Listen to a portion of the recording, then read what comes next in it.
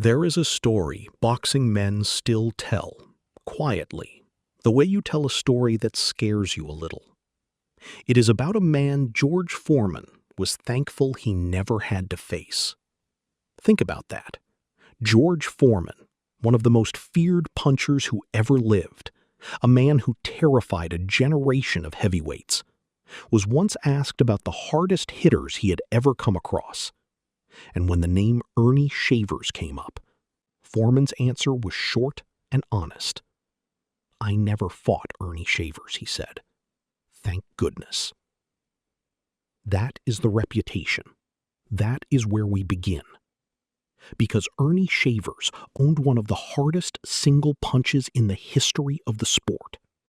Across 91 professional fights, he scored 70 knockouts, a number so lopsided toward destruction that it almost doesn't sound real. He nearly ended Muhammad Ali. He put Larry Holmes on the canvas with a blow Holmes would remember for the rest of his life. And yet, and this is the mystery that runs through everything you are about to hear, this same man, the hardest puncher of his era, never once won a world title. He came within a fraction of everything, and then lost most of the rest. He suffered a serious eye injury that threatened his vision. He lost his money. And one day, the man who had shaken Madison Square Garden would be found on the other side of an ocean, keeping the peace in Liverpool nightlife and preaching the gospel to make ends meet. How does that happen? How does a fighter earn his living in the biggest arenas in America and end up working security in another country just to make ends meet? How does the most dangerous right hand of a golden era walk away with no belt to show for it? He passed away on the 1st of September, 2022, at the age of 78. And to understand how his story ended, you have to go all the way back, before the knockouts, before the fame, before he was ever called the Black Destroyer. Back to a small boy in Alabama who learned what real fear looked like on the night men came for his father over a mule. He was born Earnie D. Shaver on the 31st of August, 1944, in Garland, Alabama. Not Shavers. That extra letter, the one the whole world would eventually attach to his name, was never on his birth certificate. He was Shaver. One of 9 children in a family that knew hard work the way other families knew the weather. The Shavers grew up on a cotton farm, and there was nothing romantic about it. It was labor that broke grown men down. Long days bent in the fields, hauling, pulling, lifting from the time the sun came up. Years later, when reporters marveled at the raw power in his hands, Earnie Shavers didn't point to a gym or a trainer or a heavy bag.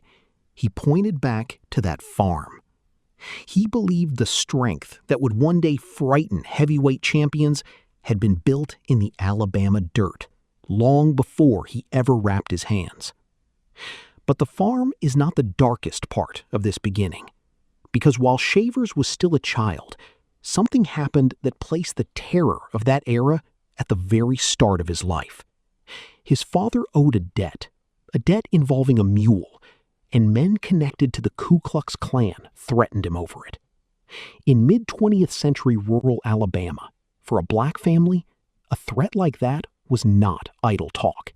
It was a matter of survival. And so the Shavers did what so many black families were forced to do in those years. They fled. They left Alabama behind and moved north to Youngstown, Ohio, carrying with them the memory of what it felt like to have your home turned into a place you could no longer safely stay. Think of the weight of that.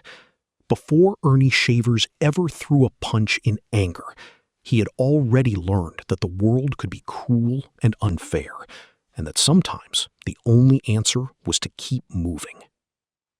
The road out of Alabama led to Ohio, to a factory floor and a high school track. But the fists that would one day shake the most famous arena in the world had not yet been discovered. Youngstown was a steel town, a working town, and the Shavers settled into the ordinary rhythm of it. Earnie attended Newton Falls High School, and there he showed the first signs of the athlete inside him, not with his fists, but on the track and on the football field. He was fast, he was strong, and he was built for contact. But nobody looked at that young man and saw a future heavyweight contender. After school, he did what a great many men in that part of Ohio did. He went to work with his hands, taking a job at a General Motors assembly plant in Lordstown. That was the plan. That was the life in front of him, an honest working man on the line, punching a clock instead of an opponent. And one of the strangest, most remarkable details in the whole story, the kind of thing that makes you wonder what might have been. Earnie Shavers did not start boxing until he was 22 years old. 22! For an elite heavyweight, that is astonishingly late. Most of the great ones lace up as boys, spend a decade learning the craft before they ever turn professional.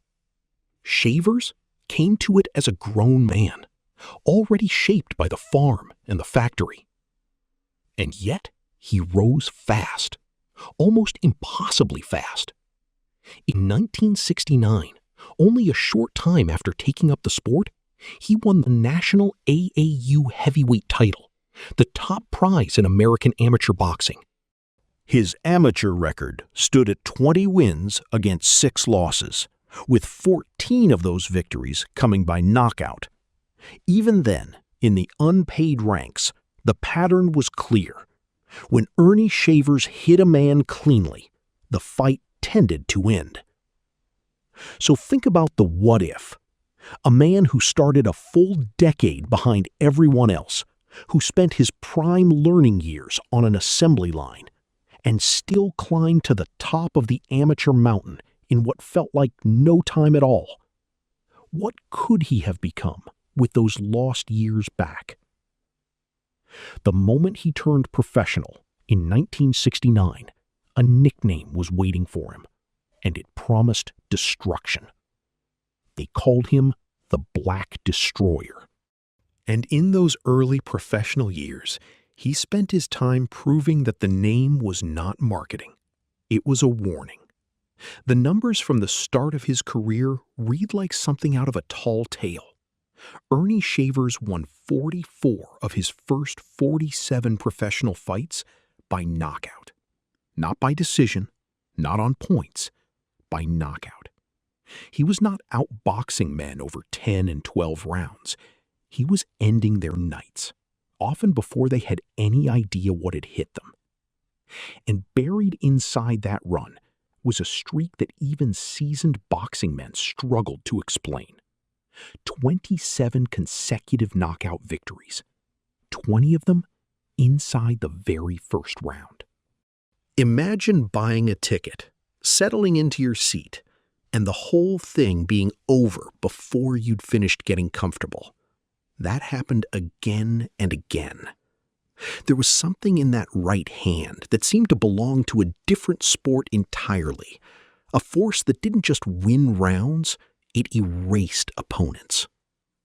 As his reputation grew, so did the people around him.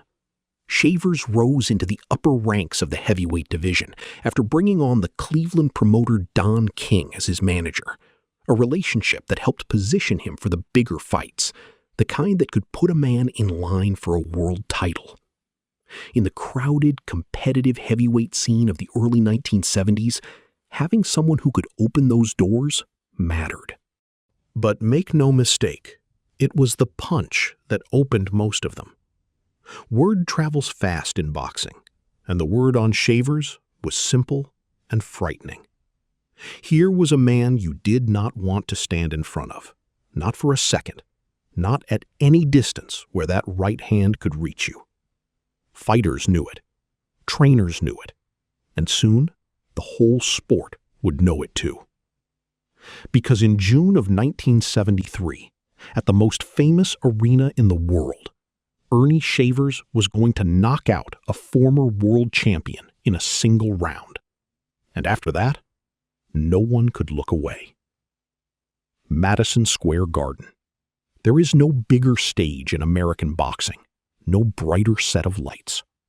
And on the 18th of June, 1973, Earnie Shavers walked into that building and did something that forced the entire sport to stop and take notice. His opponent was Jimmy Ellis, not a club fighter, not a stepping stone, but a former WBA heavyweight champion of the world, a man with credentials, with a name, with the kind of resume that was supposed to expose a puncher who had feasted on lesser opposition. Instead, Shavers knocked him out in the first round. 1 round against a former champion on the biggest stage there was. That was the night the whispers became a roar. Suddenly, the Black Destroyer was not just a fearsome name from Ohio. He was a genuine force in the heavyweight division, a man the contenders and the champions now had to reckon with. The wins kept coming against real names. He beat Vicente Rondon. He beat Jimmy Young. He would later add the tough Englishman Joe Bugner to his ledger. This was a fighter building a reputation, not merely for beating men, but for frightening them. But an honest story does not only tell you about the triumphs, and this is where the first cracks appear in the armor. Because that same year, that very December of 1973, on the 14th, Shavers was back at the Garden, and this time, he was on the wrong end of it. Jerry Quarry stopped him by TKO in the first round.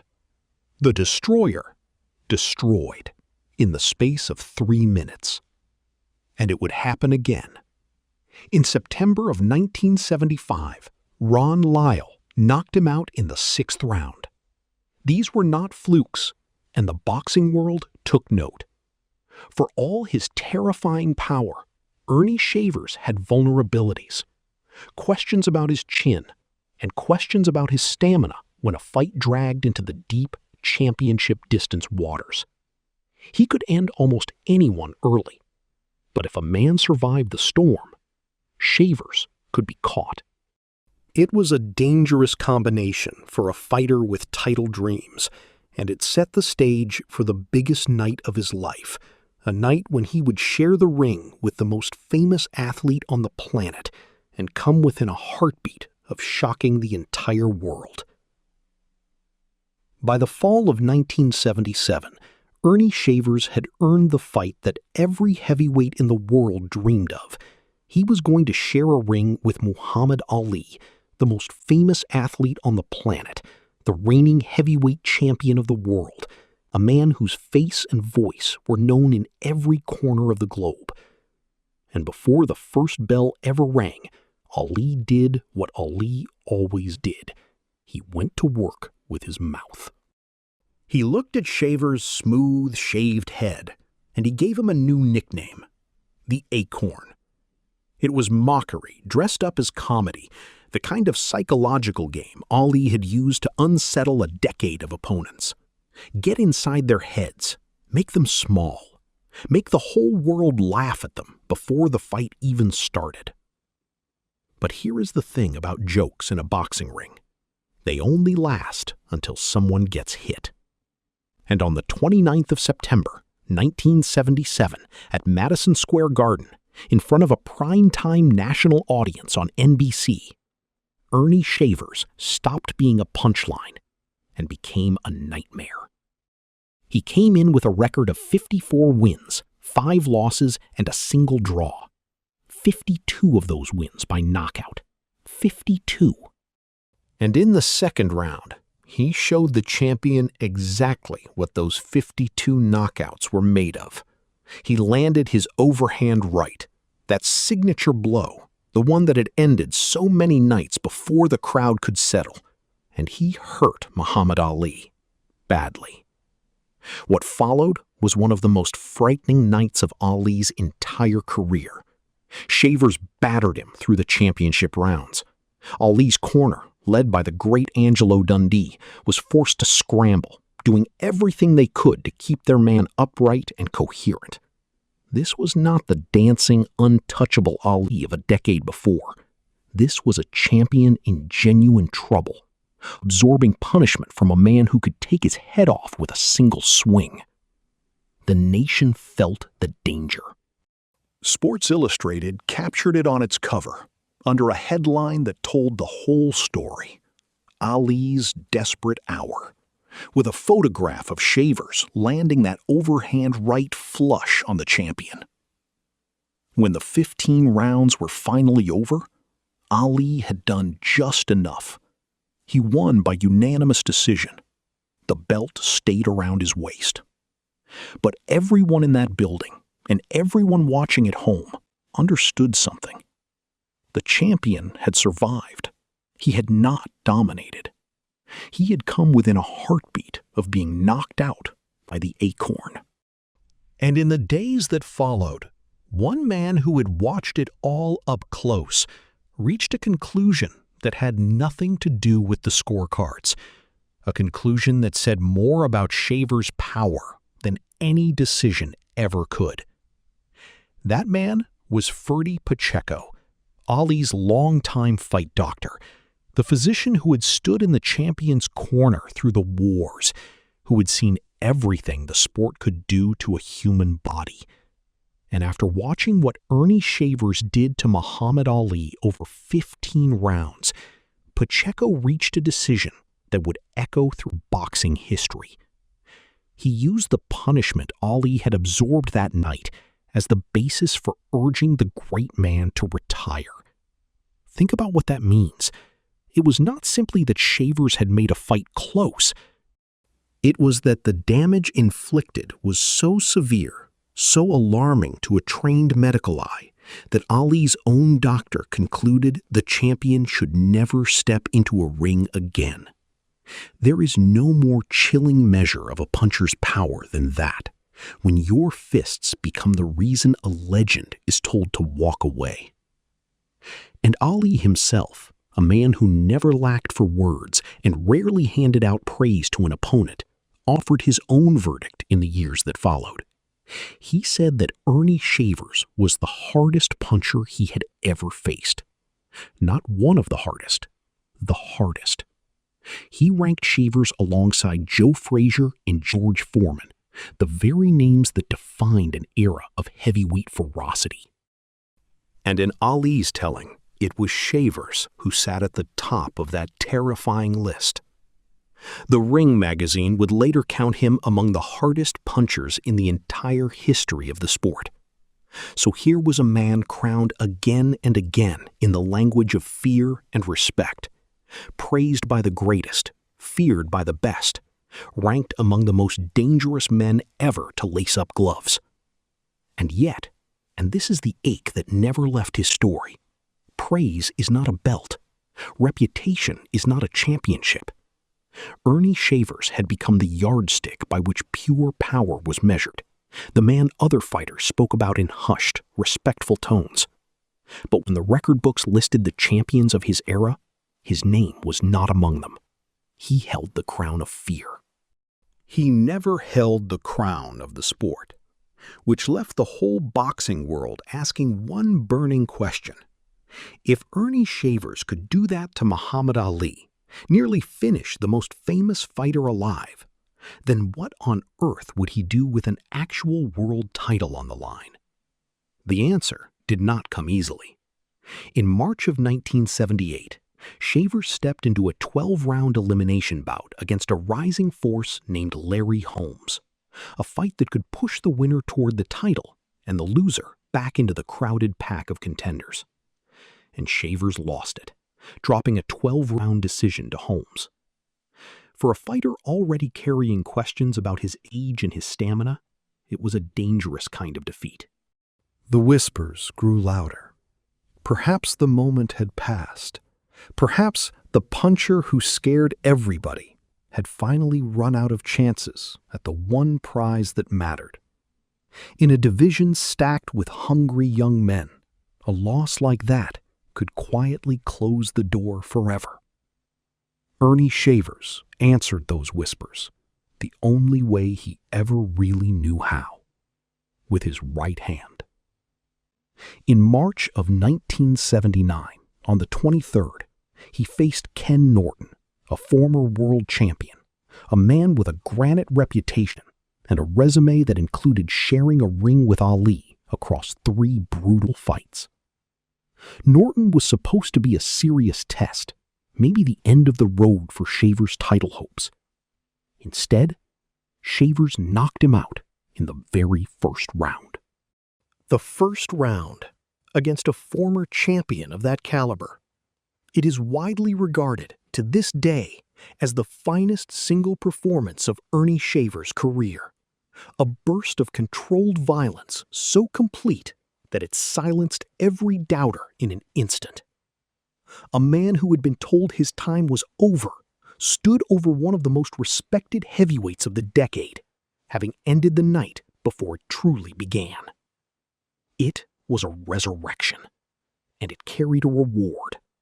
That knockout earned Shavers a mandatory shot at the World Championship. One more chance at the crown that had eluded him through all the knockouts and all the praise. He had been counted out, and he had answered with one of the most devastating single rounds anyone had seen. The prize on the other side of it was everything he had chased his entire life. A rematch with Larry Holmes, this time with the title itself on the line, under the lights of Caesar's Palace. And waiting inside that fight was a single punch, one blow that Larry Holmes would carry in his memory for the rest of his days. In September of 1979, at Caesar's Palace, Earnie Shavers finally got what a lifetime of knockouts had promised him: a world title fight. A rematch with Larry Holmes, now the WBC heavyweight champion of the world, and the closest Shavers would ever come to wearing the crown he had chased for so long. For much of the fight, Holmes was the sharper man.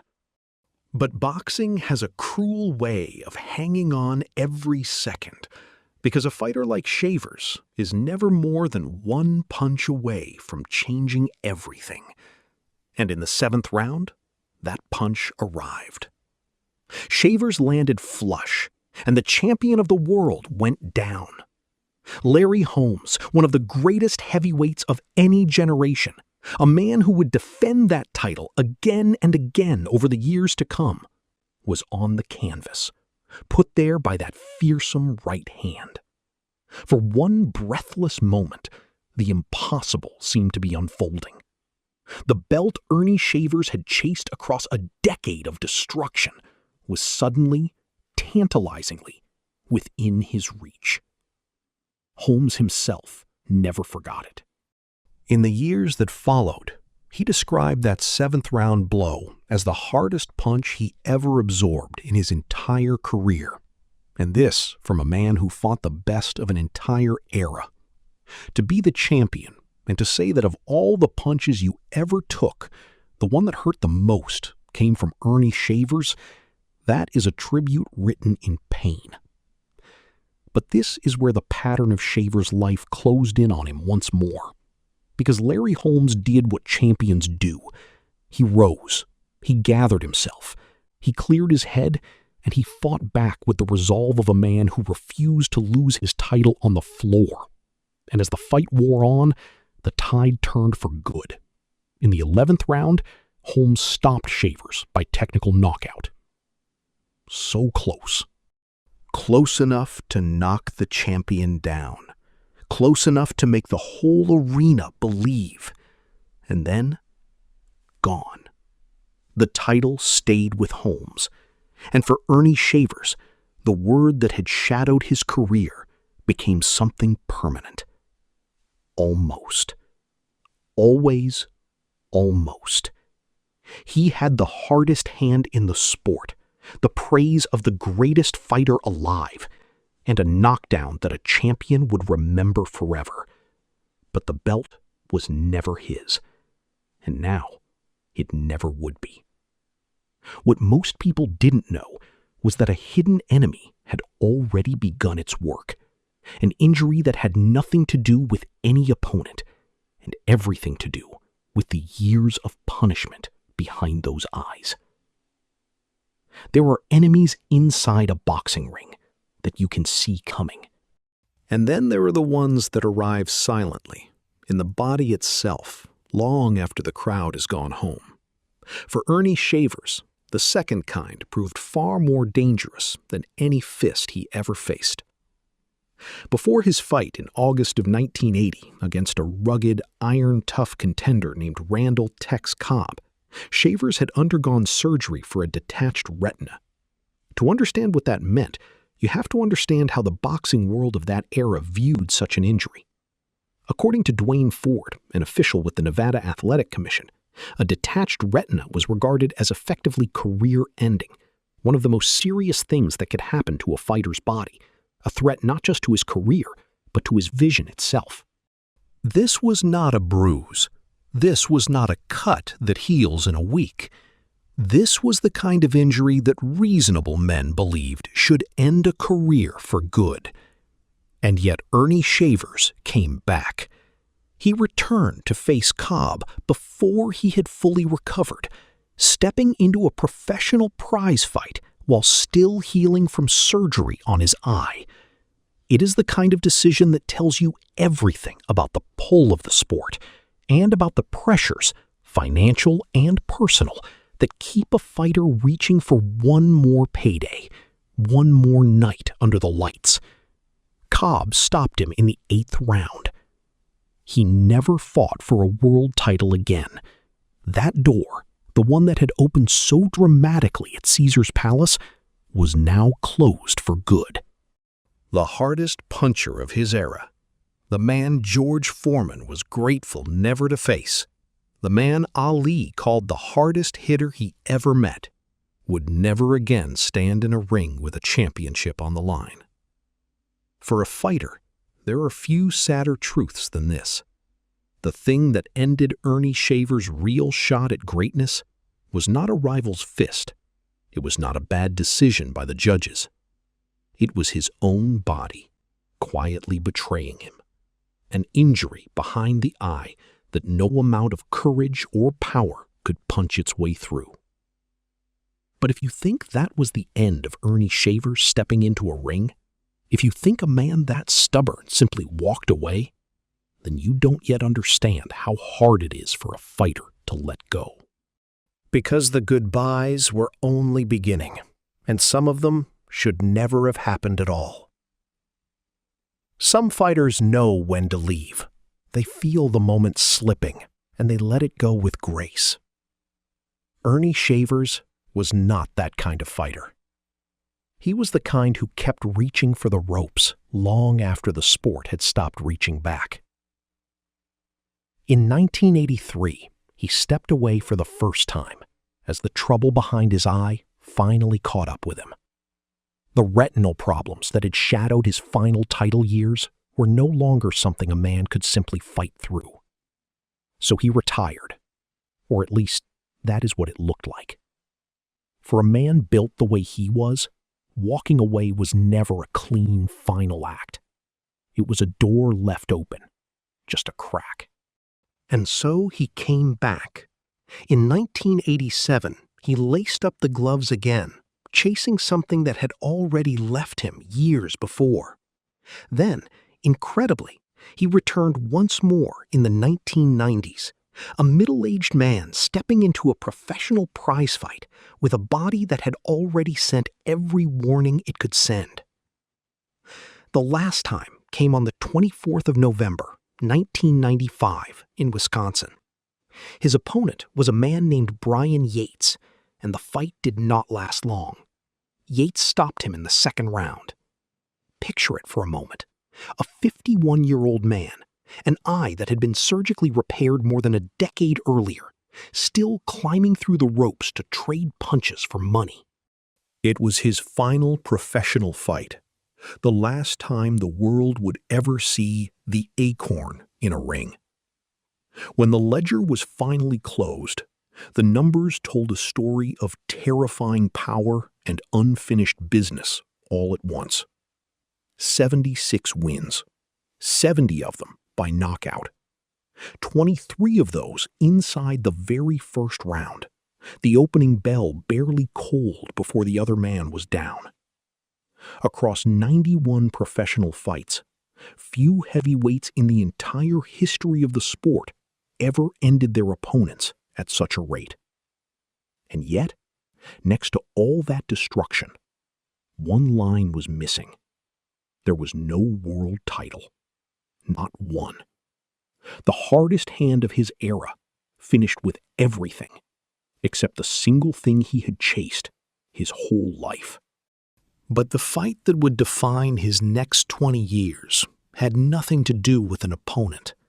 When the gloves finally came off for good, the money that should have carried him comfortably through the rest of his days was somehow gone.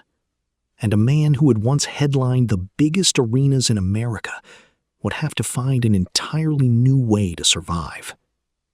Here is one of the quiet heartbreaks that runs through so many boxing lives. The money comes in fast and enormous, and then, somehow, it disappears. By many accounts, the fortune Earnie Shavers earned across a career of headline fights did not last. Exactly how it slipped away is not something the record spells out cleanly, and it would be unfair to pin it on any single cause. But the shape of his later working life tells the story plainly enough. This was a man who, after everything, needed to earn again. For a fighter who had shaken Muhammad Ali and dropped Larry Holmes, that reality could have been crushing. Instead, Shavers turned somewhere unexpected. He turned to the pulpit.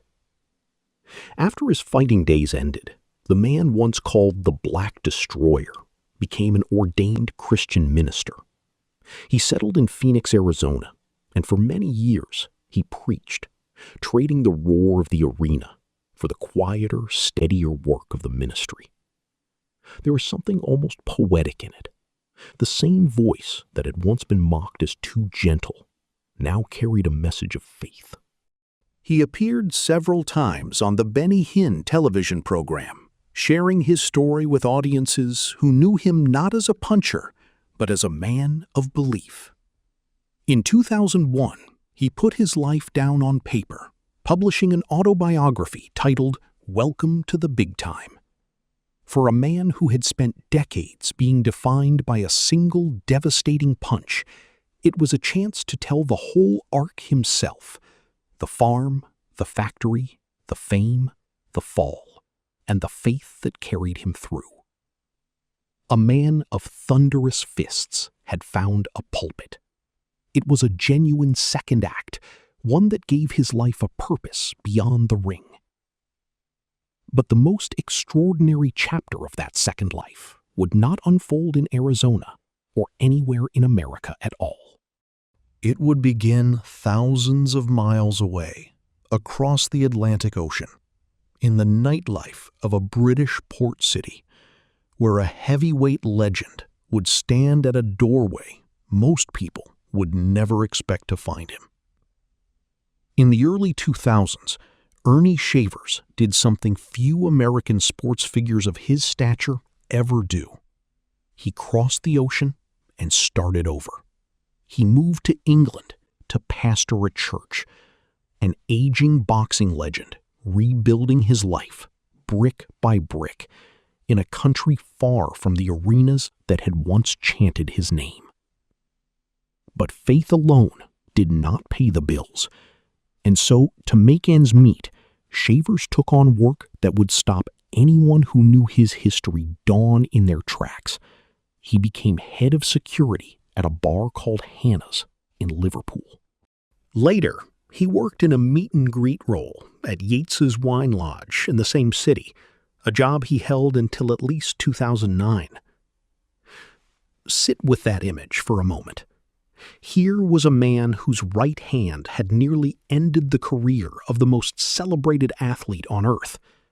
a man whose power George Foreman openly gave thanks he never had to feel, a man Muhammad Ali called the hardest hitter he ever stood across from in a ring.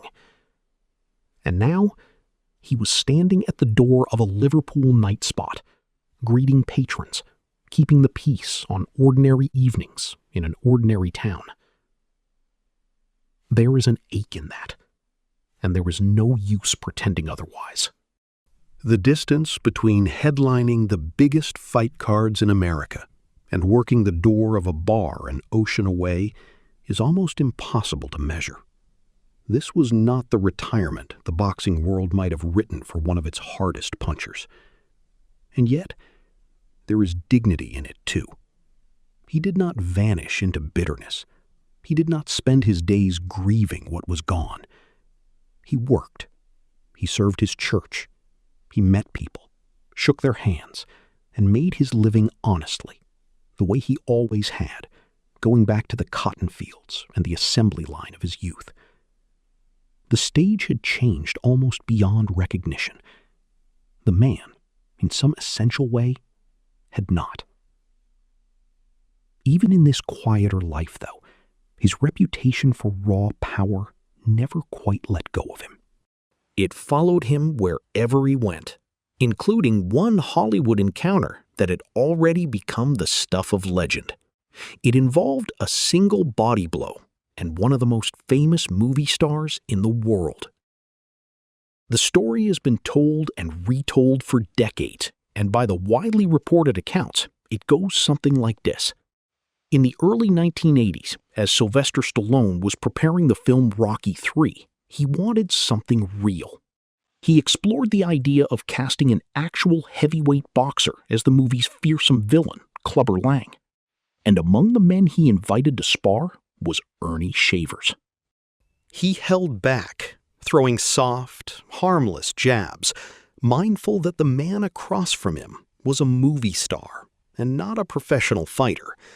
But Stallone, so the accounts go, wanted to feel the real thing. He urged Shavers to stop pulling his punches, to show him what a genuine heavyweight blow felt like. Shavers obliged. He landed a single shot to the body. And that one punch, the story goes, sent Sylvester Stallone straight to the men's room. Stallone would later say the blow nearly finished him. One body shot from a man in his late 30s, years past his prime, was enough to fold up one of Hollywood's toughest on-screen icons. And here is the twist that says everything about how the world underestimated Earnie Shavers. He did not get the part. According to the film's casting director, Rhonda Young, the reason had nothing to do with his fists. It was his voice. It simply wasn't considered menacing enough for a movie villain. Think about the irony. The hardest puncher of his generation, a man who could drop the champion of the world, turned away from a role as a movie tough guy because he didn't sound frightening enough. The power was never in question. It never had been. But there was another side to this man that the punch stories can never capture. In England, Shavers gave his time to those who had far less than he did. He accepted an invitation to preach at the 2002 Commonwealth Games in Manchester. And he served as a patron of the Shannon Bradshaw Trust, a children's charity based in Warrington, in Cheshire, supporting children facing life-threatening conditions. That is the fuller measure of the man. The same hands that terrified heavyweight champions were in his later years extended towards sick children and struggling congregations. The destroyer had become a comforter. Behind the fighter, behind the minister, behind the man at the Liverpool door, there was always a family. Earnie Shavers married his high school sweetheart, a woman named Laverne Payne, and together they had 5 daughters. There were other children from other relationships across the long span of his life as well. By the time his story reached its end, he had become the patriarch of a large and sprawling family, 24 grandchildren and 4 great-grandchildren, carrying a piece of him forward. The final chapter came on the 1st of September, 2022. Earnie Shavers passed away at his daughter's home in Virginia following a short illness. He had turned 78 just one day before. There is something fitting and something tender in that detail, that he passed surrounded by family, in a daughter's home, one day past a birthday. The man who had spent his life traveling from arena to arena, from Ohio to Las Vegas to Liverpool, ended his journey in the quiet of a home that loved him. So what do we make of Earnie Shavers when all of it is laid out end to end? He is one of the great riddles of his sport, a fighter who owned the most feared right hand of a golden age and never wore a single championship belt. A man praised by the greatest, feared by the best, ranked by boxing's own historians among the hardest hitters who ever lived, and yet remembered as much for what he never won as for what he could do. But maybe that is the wrong way to measure him, because a title is a thing you hold for a while and then hand to the next man. What Shavers left behind was different. He left a reputation so powerful that decades later, fighters still speak his name in hushed respect. He left a body of work that seared itself into the memory of everyone who watched him. He survived a childhood shadowed by cruel injustice, an injury that stole his shot at glory, and a fortune that slipped away. And he answered all of it, not with bitterness, but with a Bible and a willingness to work. The boy who fled Alabama in fear became the man George Foreman thanked heaven never to face. The puncher who nearly ended Muhammad Ali became a preacher at a door in Liverpool. And in the end, Earnie Shavers left behind a legacy measured in two things that rarely sit side by side: the fear he put into the toughest men alive, and the faith he carried quietly to the very last.